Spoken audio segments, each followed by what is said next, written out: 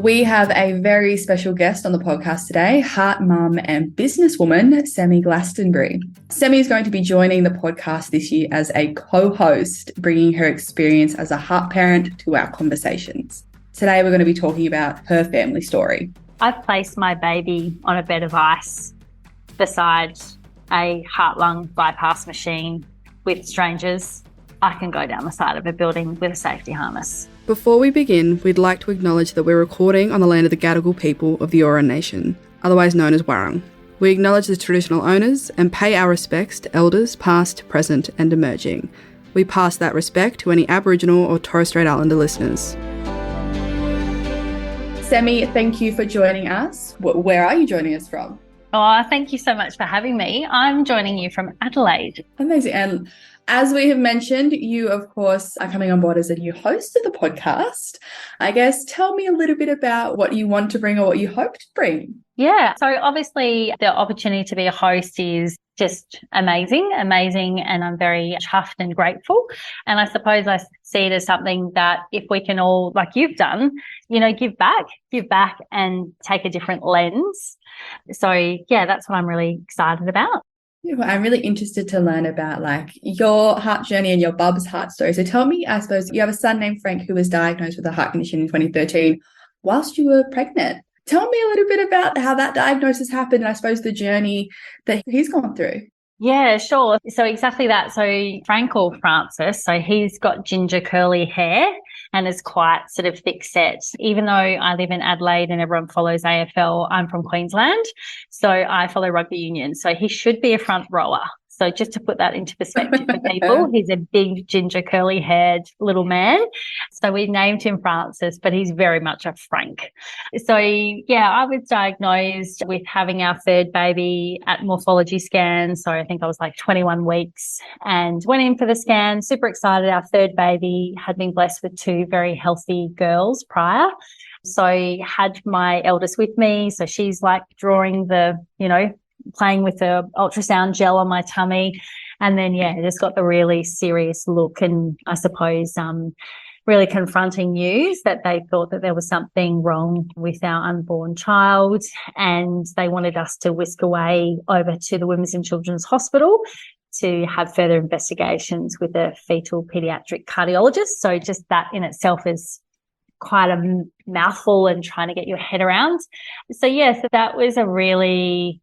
If I think about it now, it was just such a surreal time and it goes from being such a joyous time because at that morphology scan is when you see all the little babies, bits and pieces, and you get really excited. And so to know that something wasn't right, your whole world just sort of stops.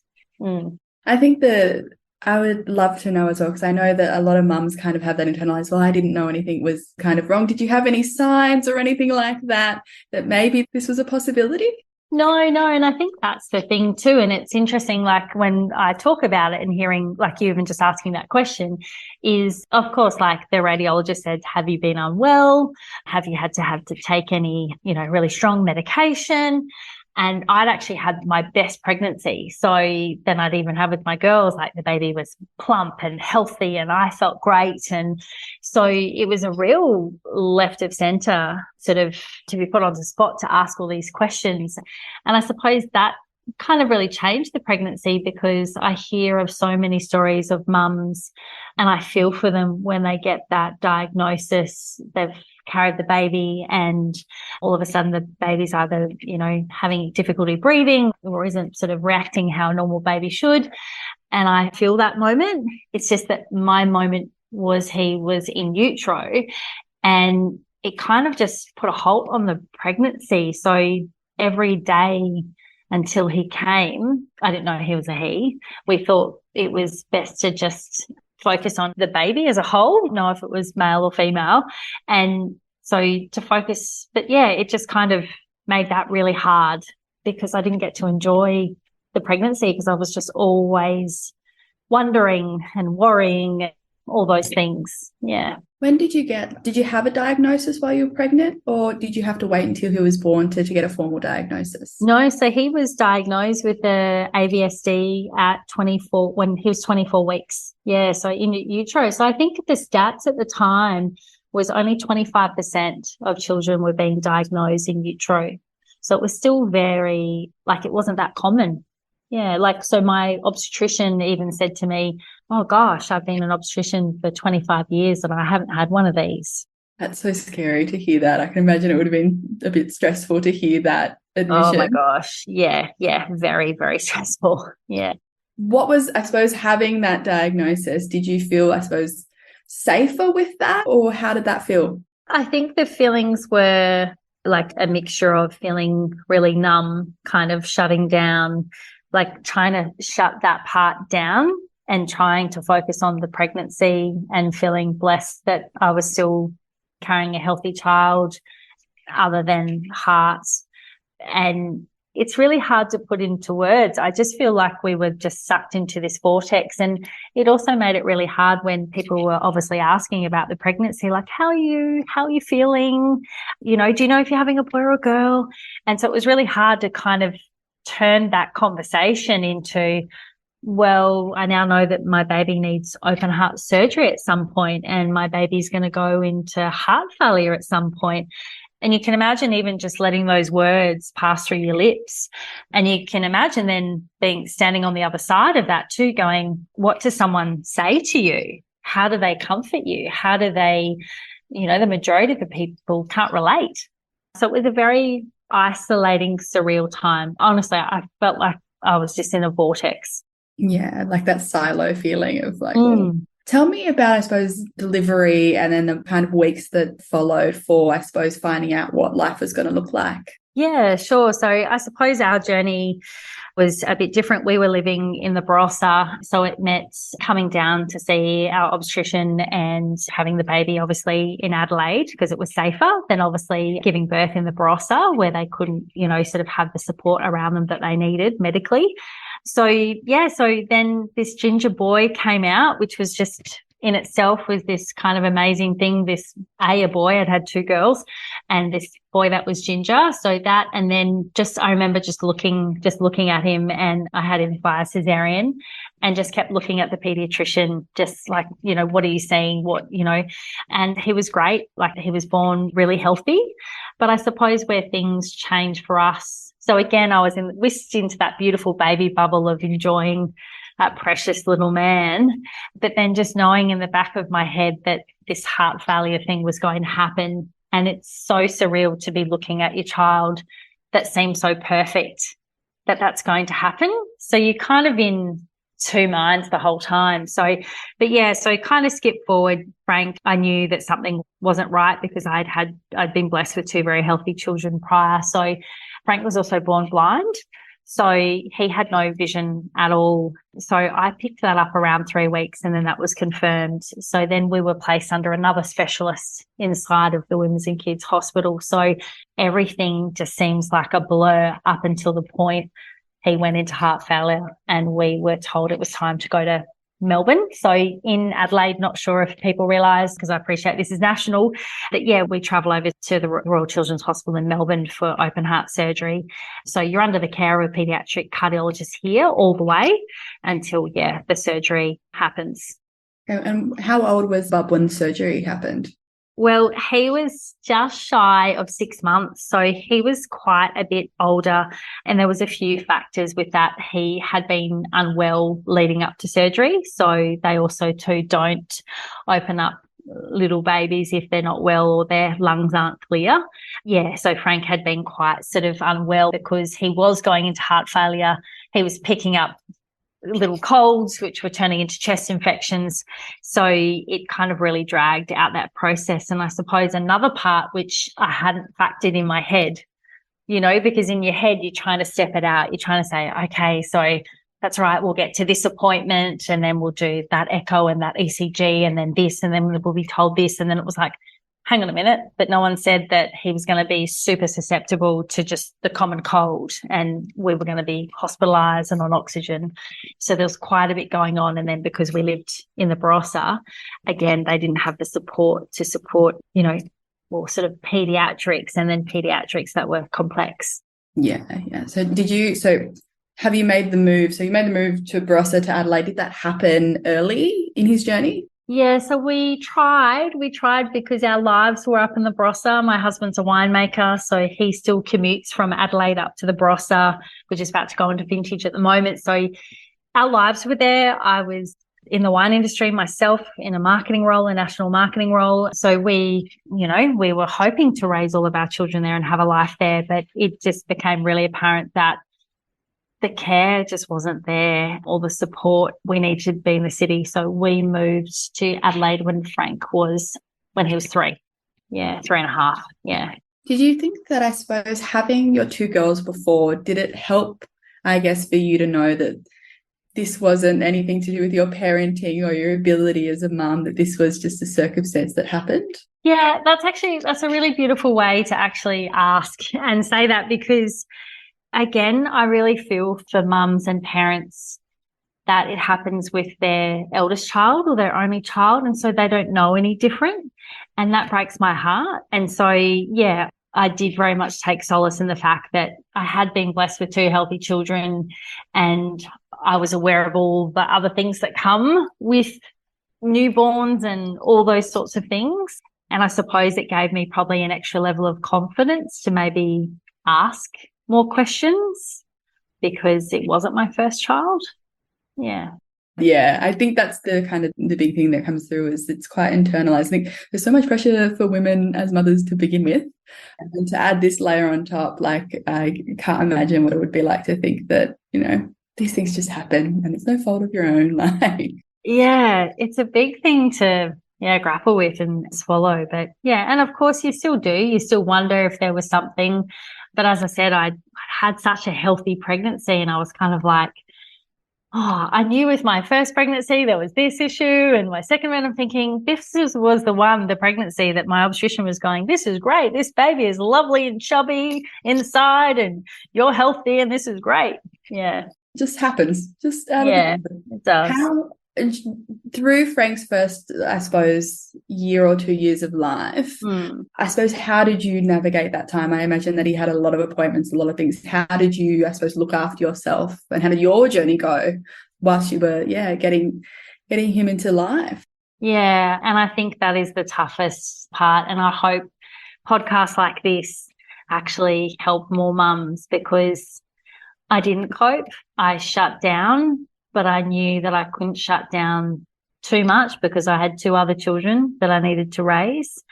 My focus really went on Frank, and that meant that probably my girls didn't get as much of me as probably they deserved. And so you kind of just turn into this kind of caregiver robot that just would do anything to just protect your child in front of you, and you're watching every breath and every vial of medication that goes in, and watching how much they're eating, drinking, sleeping. So you really just, I think you shut down. That's my journey, but I'm sure it's probably very similar to many others. But yeah, you shut down. And, I tried to go back to work after he was 1, but that was a struggle. We were under the care of so many specialists that we had, on average for a while there, anywhere between 36 appointments at the hospital every year. So you kind of do the math and you go, well, there's only 52 weeks in the year. And that's in between trying to work, a sister in childcare, 1 in kindy, missing out on all those kindy moments where it's like, mums come for breakfast and all that sort of stuff. And it's like, well, I can't. We've got to be at the hospital. So it was no short of being just incredibly intense. And if you say, how did I look after myself? Well, I didn't. I survived on not a lot of sleep, a lot of caffeine and chocolate. I think it's like a prolonged traumatic experience. So the hypervigilance around care Like, I think, was there a point in which I suppose you were able to feel safe enough that you kind of did notice that you had taken on that caregiver role? Then was there a point where you were able to kind of come back a little bit to yourself? Like, how did you, resettle? Yeah. I think that moment for me, Rachel, was moving to Adelaide. And I say that with respect of anyone who has a heart child who's in regional or country Australia. I feel you, I hear you, I see you. But I think the first night I slept was when we moved to Adelaide. And I remember actually that moment. And I actually remember saying to my husband, I feel as if I can breathe. Because for me, it wasn't, I knew if I needed support, if I called the ambulance, they could get me to the hospital really quickly. We got to the point where living in the Barossa, a helicopter was the retrieval for us. And I don't wish that upon anyone. And as I said, I respect those who live regionally that have to go through it. But yeah, if I'm really honest, the moment that I started taking care of me and, like you said, exhaling was when we were closer to medical help. Was it, I suppose, I think, was it difficult to admit that, like, it was the help that you needed to move closer? Was it hard to admit that at the start? Oh my gosh, yes, because it meant I had to change my identity. It meant I had to change who I was. It meant leaving my job behind. It meant then who was I? So I think, as we go through life, we have these moments of identity. When we're in primary school, we're such and such's brother or sister, or that's my mum.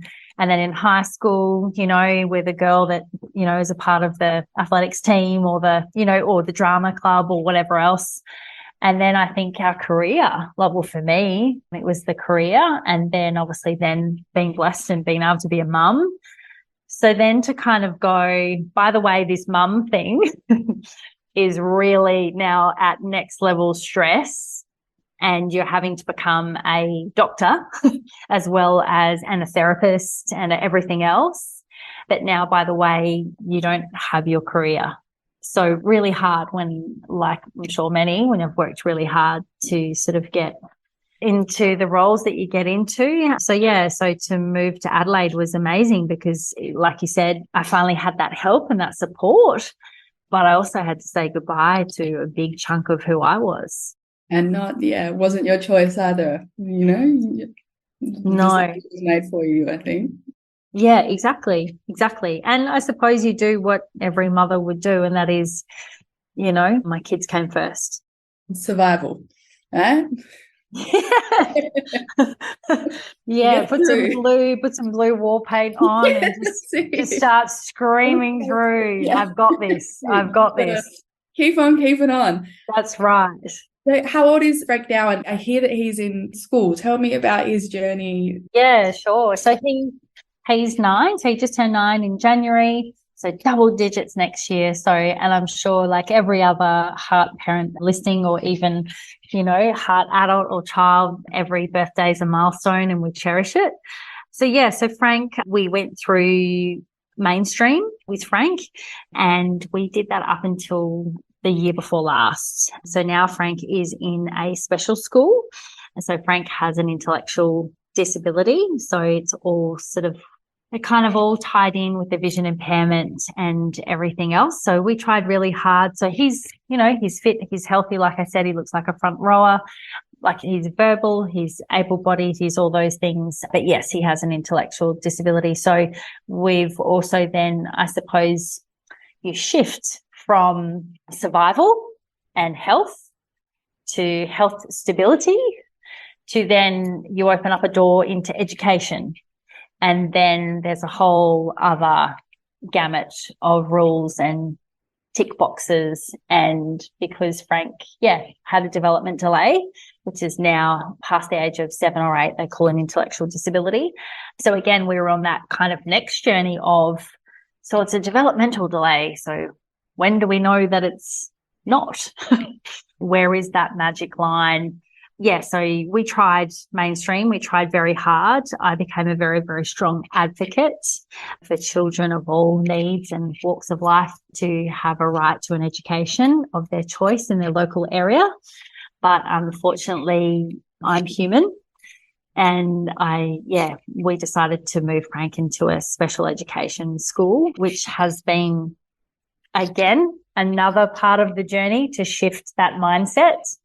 And he's doing really well, really, really well. And he's getting the support that he needs, and he's learning at a pace that he can handle, but he's constantly learning, he's constantly evolving. It's just, I suppose, that beautiful world of neurodiversity, which I think the rest of the world is, I think now we're finally understanding it a bit better, or if we're not understanding it, we've got a lot more empathy towards it. Yeah. What was it like, I suppose, because I know that we don't have that holistic healthcare at all yet. What was it like to kind of build that yourself for Frank, to get the specialists around him so that he does have all these people that he can go to and support? And even in his educational sense, I can imagine that making that choice would have been hard, but to know that he's happy would validate that for you. How was it like constructing that kind of support around him on your own? Yeah, I've actually got goosebumps even you just kind of saying that, because it was so deep. It took us as a family to dig so deep, for me personally to dig so deep, to advocate and scaffold that education, disability, health, support, therapy, what I always refer to as a village. There's a reason why it takes a village to raise a child. And I think in kids like ours, it's a very complex village with a whole heap of skill sets. I've taken that approach with whether I'm talking to a principal or a teacher or a therapist or just anyone who becomes a part of our world. I say, you're a part of our village. You're a part of this. Not one of us can do it without each other, and not one is more important than the other. We play such an individual important role in the development of Frank, who he is as a, human, as an adult. But to put it frankly, Rachel, my advocacy journey with disability and education is not over, and it won't be over, because I'm very much see it as it's not just about Frank. It's about more kids. It's about the basic human rights.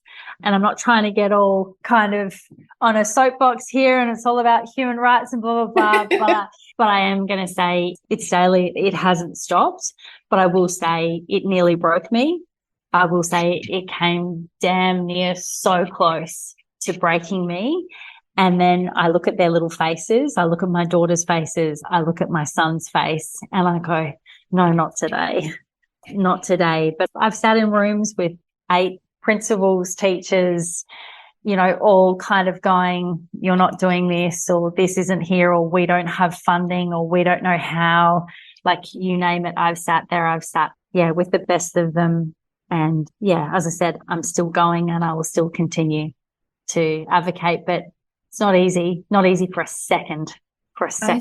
Going to ask, in situations, I think, as you said, like building your village, in situations where I suppose you get that gut feeling that somebody's not right to be part of that, what's your advice for mums who do feel that and aren't quite sure how to articulate that or stand or make that boundary clear? Oh my gosh, it is, your instincts are never wrong.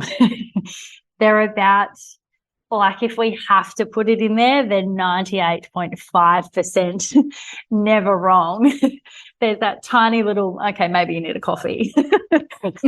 Maybe you need a piece of chocolate. No, and I think that's the thing. And I suppose it's surrounding yourself, reaching out to organisations, whoever that may be, making sure that a part of that village is a part of your village too. Yes, it's Frank's village, but it's a part of my village and my daughter's village and my husband's village. But absolutely, I think the biggest thing is to stop, listen, pause, and then act. Because I usually find if you stop, you listen and you pause, it confirms what your instincts were saying to you. And then you can act, because usually by that stage you have everything in front of you to either call something out or remove something from your world. Beautiful. And in terms of your advocacy, I know that, as you said, it extends from your family. Can you tell me a little bit about the advocacy that you've done for our community? For the Heart Kids community? Yeah, so it's gone from cupcake fundraisers through to, we did the Tour de France's. So the Tour de France's one year, we rode from Anguston, which is in the Barossa Valley, up to Mildura. Then we had another year where we had Tour de Fair, France's Tour de Fair, where we had a big fair in the winery. So that sort of advocacy. So I think as a family, I made a wine, sold a wine, made a couple of wines actually. And I think as a family, we've raised probably around maybe $150,000 over our sort of journey. I suppose from the advocacy perspective, I sat on the state board for South Australia. I was a part of the inaugural national board of Heart Kids, was a part of obviously advocating for funding through the federal government. I probably championed Heart Kids down here in South Australia, sort of quietly and loudly, quietly in the backgrounds with different corporates, trying to get corporates behind what we do and the support that we provide.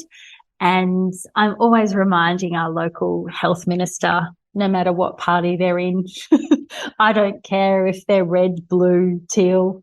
I just remind them that we're here.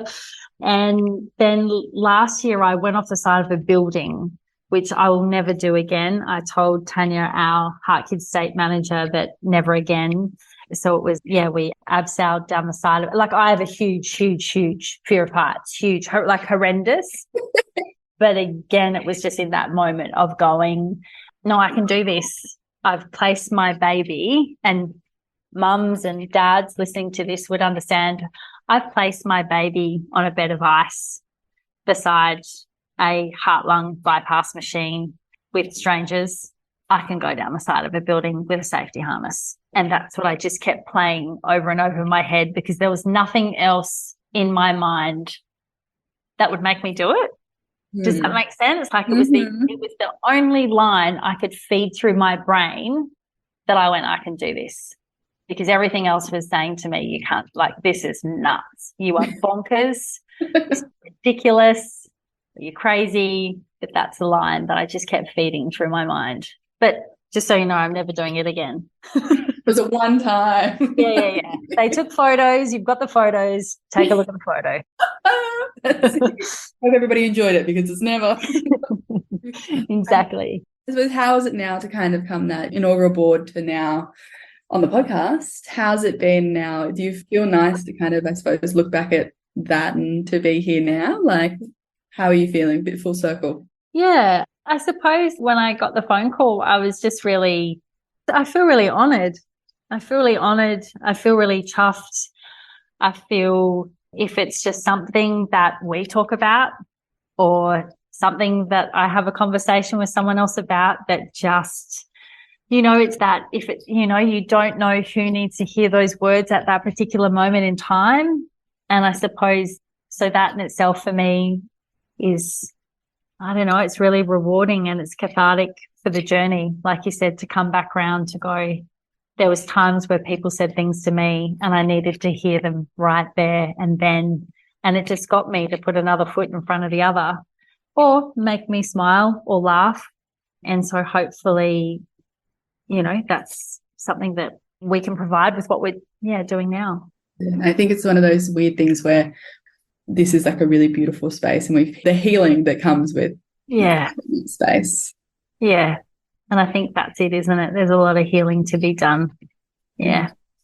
Beautiful. Look, it has been absolutely beautiful to begin to get to know you. I'm excited to continue, and I feel very, very privileged to be able to have had this chat. Thank you for coming on the podcast for the first time, not the last time. It's been a pleasure. Thank you so much. And well, you've made it really easy, Rachel. It feels like I'm just chatting with you. We may as well have had a coffee in our hands. It's like, this has been really nice. Oh my God. Yeah, this is lovely. Can we do this again? Sometimes this podcast deals with some heavy things. If this brings up anything for you or somebody that you love, it's important to reach out for help. The Heart Kids Helpline provides support and guidance for anyone impacted by congenital or childhood heart disease. You can call the helpline on 1800 432 785. To access more information about childhood heart disease as well as support from Heart Kids, visit the website at heartkids.org.au. The information on this podcast is not a substitute for medical advice from your doctor or healthcare team. Always talk to your doctor about matters that affect your or your family's health.